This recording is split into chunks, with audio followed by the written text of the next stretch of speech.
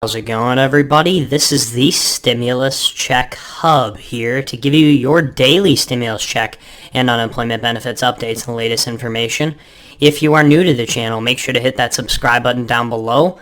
A like and a comment are always appreciated. Also, if you wouldn't mind sharing this with your friends and family, because I'm sure they would also like the most up-to-date information on their stimulus checks and unemployment benefits available anywhere on YouTube, which is what I try to provide here on this channel. Tomorrow, President Biden will have an important phone call with Chinese President Xi Jinping.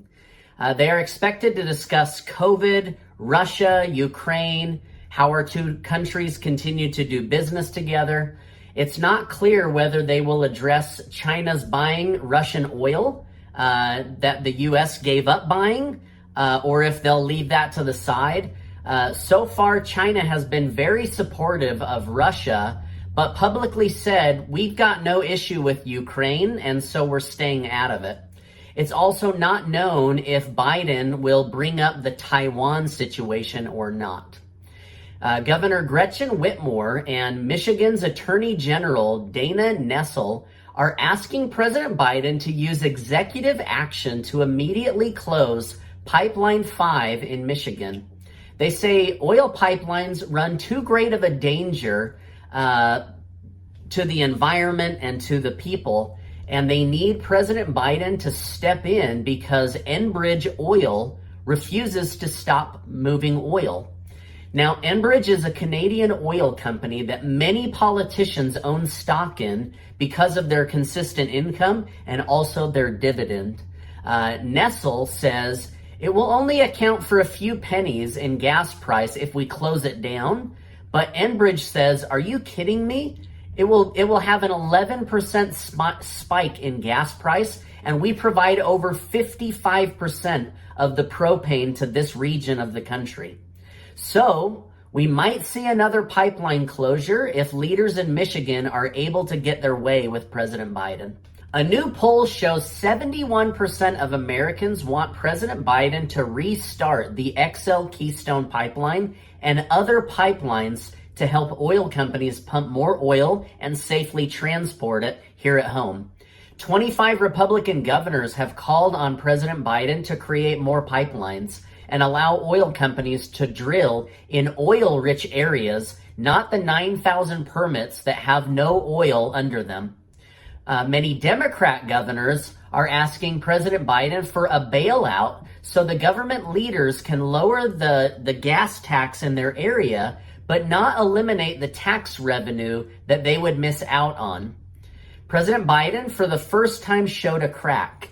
He said, maybe President Putin isn't to blame for the inflation and the high gas prices, but big oil definitely is to blame. Now, it's getting hard to keep track of who's to blame this week. It used to be Donald Trump, then it was us, then it was stimulus checks, then it was the Federal Reserve, and then it was us again, and now it's Putin and big oil. So, honestly, I'm tired of the blame game. I just want some solutions and some answers, because this blame game doesn't solve the problem with my wallet. So, let's get going, White House.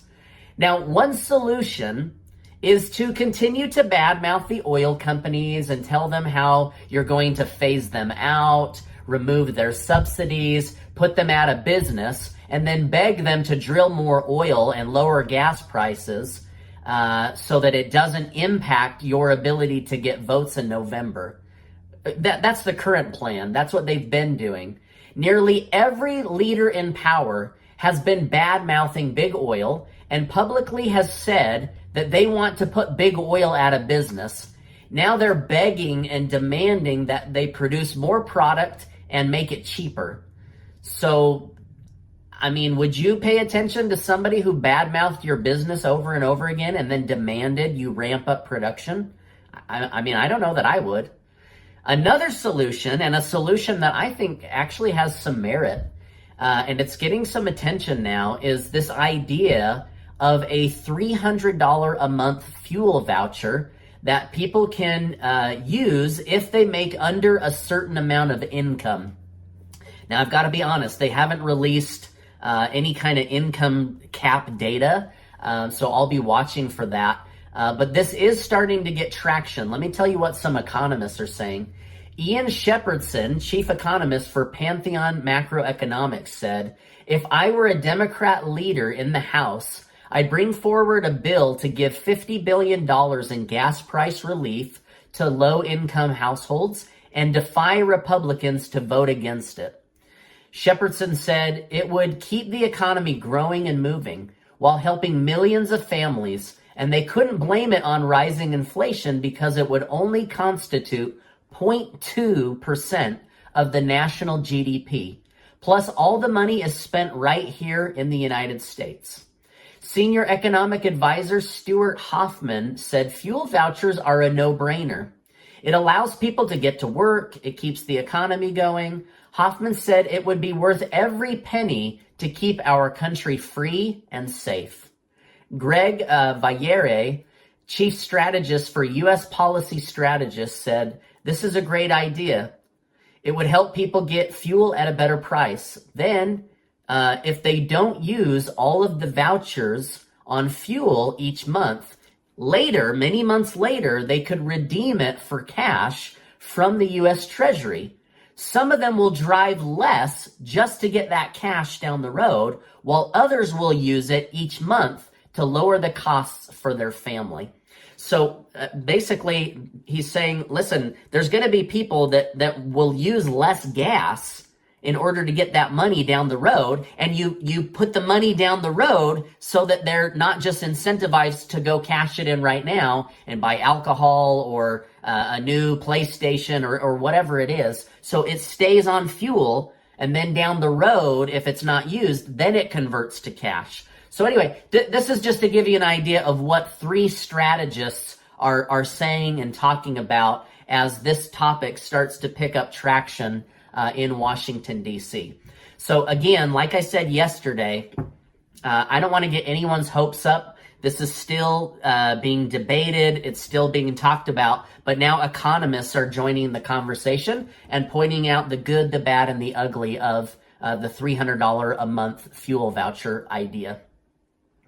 House Speaker Nancy Pelosi said her party graciously dropped the $22.5 billion COVID relief money to $15 billion, and then graciously dropped it down to $0 in the last bill in order to get help to the people of Ukraine. Now, she said, it's time for a $45 billion COVID standalone bill. And if she doesn't get the COVID money, people are going to die.